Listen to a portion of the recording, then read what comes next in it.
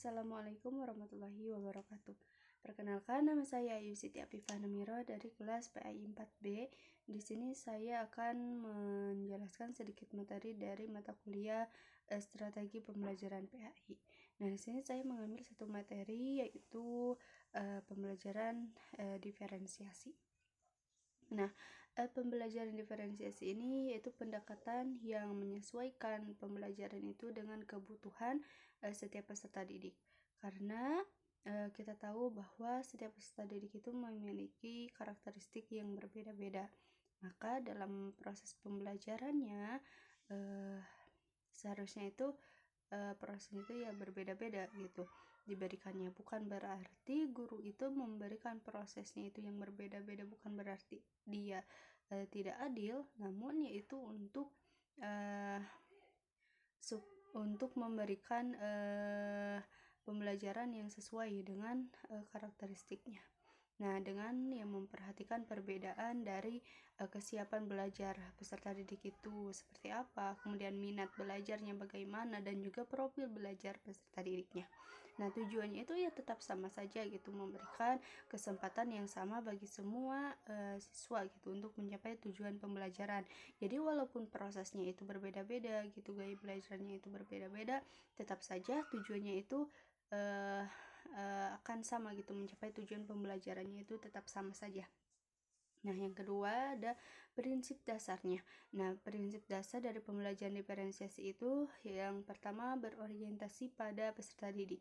Nah, jadi ini tetap menekankan keaktifan peserta didik tersebut. Maka guru itu dari awal itu harus sudah mempunyai kemampuan untuk mengetahui bagaimana gaya belajar si peserta didiknya, bagaimana karakteristik setiap anaknya gitu. Nah, yang kedua itu menggunakan asesmen diagnostik. Nah, biasanya tes asesmen diagnostik ini dilakukan pada tahap awal sebelum pembelajaran atau biasa dilakukan juga pada awal semester. Nah, ini penilaian ini digunakan untuk guru mengetahui bagaimana minatnya, bagaimana gaya belajar peserta didik. Kemudian hasil dari asesmen diagnostik ini bisa menjadi rujukan atau menjadi dasar untuk pembentukan strategi pembelajaran untuk kedepannya gitu. Nah, yang ketiga itu pembelajaran ini juga bersifatnya fleksibel. Jadi guru itu bisa menggunakan berbagai metode, media, maupun sumber belajar lainnya gitu. Jadi tidak terpacu pada satu saja sumber belajar, tetapi bisa menggunakan berbagai metode dan media lainnya. Nah, yang terakhir itu prinsip dasarnya itu yang terakhir yaitu penilaian yang beragam. Dikarenakan prosesnya itu atau gaya belajarnya itu berbeda-beda, maka penilaiannya juga akan beragam gitu. Jadi dalam penilaian nanti akhir tes itu ya tidak harus selalu menggunakan tes tulis. Karena sebenarnya gitu dalam penilaian itu banyak gitu, bisa dengan melakukan penilaian sesuai kemampuannya si anak itu gitu, kemampuan karakteristik si anak itu. Misalkan kalau kemampuan atau karakteristiknya itu dalam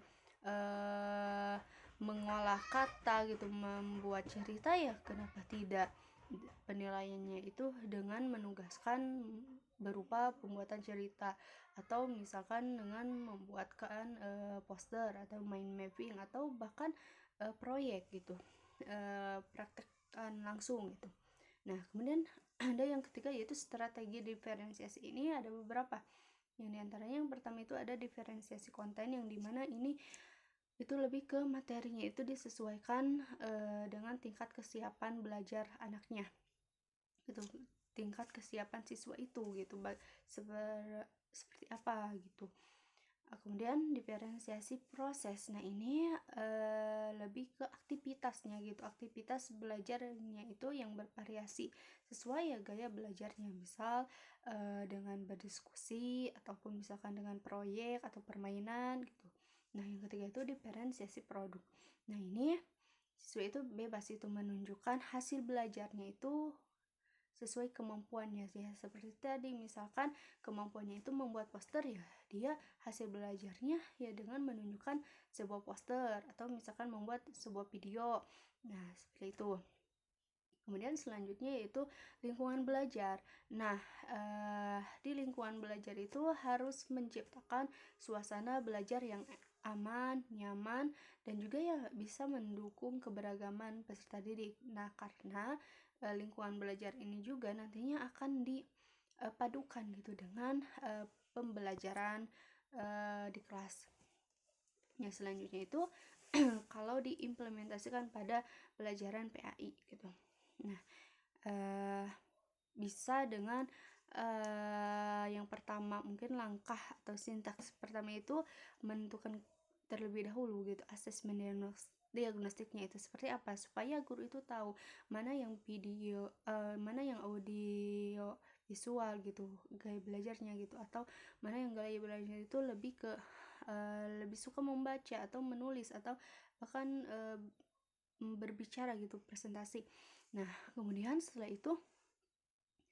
tahu, nah guru mengelompokkan untuk beberapa kelompok sesuai dengan gaya belajarnya atau tingkat pemahamannya. Nah, setelah itu guru bisa menyajikan suatu materi mengenai misal menampilkan sebuah video atau gambar tentang ciptaan Allah. Misalnya ya seperti di dalam video itu ada langit, ada gunung, ada manusia, tumbuhan dan sebagainya gitu. Kemudian setelah itu guru menugaskan untuk kepada setiap kelompok itu dengan berbeda-beda. Misal kelompok 1 guru memberikan sebuah LKPD misalkan yang berisi tentang cerita misalnya dan ada latihannya misalkan nih. Nah, berarti tugas di kelompok 1 itu mereka membaca, mengamati gitu dan juga menulis misal. Kemudian selanjutnya di kelompok 2 itu misal guru memberikan suatu video. Kemudian guru meminta di kelompok 2 itu misal untuk mencarikan ayat Al-Quran atau hadis, potongan hadis yang menunjukkan kepada iman kepada Allah atau menunjukkan ciptaan Allah gitu, yang seperti apa gitu di dalam ayat Al-Quran. Nah, misal kemudian yang kelompok 3 misalkan dikasih berupa teks, suatu teks atau narasi atau cerita apapun gitu misal, atau bahkan bisa audio saja gitu, diberikan audio. Nah, kelompok 3 misalkan disuruh untuk membuat kan poster gitu dari hasil diskusi ataupun hasil pendengaran atau pengamatan mereka. Nah, setelah diskusi kelompok itu, nah kan akan menghasilkan suatu produk atau suatu hasil gitu. Nah, produk itu adalah unjuk kerja mereka gitu, atau bisa dikatakan hasil dari belajar mereka. Nah, tadi kan kelompok 1 berarti hasilnya itu adalah mereka menyimpulkan kembali atau menyampaikan kembali apa yang mereka sudah baca gitu. Kemudian yang kedua, kelompok kedua misalkan membacakan ayat Al-Quran atau hadis yang mengenai iman kepada Allah Subhanahu wa Ta'ala, mengenal Allah melalui ciptaannya gitu, yang hadis atau ayat Al-Quran yang berhubungan dengan materi itu. Kemudian yang kelompok ketiga itu dia akan membuat poster, berarti dia menampilkan atau menunjukkan hasil karyanya, kelompoknya itu berupa poster dan mempresentasikannya. Nah, itu ketiga kelompok itu kan berbeda-beda gaya belajarnya, proses belajarnya itu berbeda-beda, tapi dengan materi yang sama dan tujuan pembelajarannya itu juga sama, yaitu apa? Untuk mengetahui ciptaan Allah gitu, untuk mengetahui iman kepada Allah. Nah, selanjutnya itu ada juga manfaatnya itu yang meningkatkan motivasi belajar peserta didik. Kemudian juga bisa meningkatkan keaktifan, karena di dalam kelompok itu ya pasti akan berperan aktif gitu, aktif dan juga bekerja sama gitu. Ada juga pula tantangannya itu ya lebih membutuhkan waktu yang lebih lama sih, dan jumlah peserta didik di dalam satu kelas itu jika banyak akan mempengaruhi juga. Mungkin sekian pembahasan dari saya. Wassalamualaikum warahmatullahi wabarakatuh.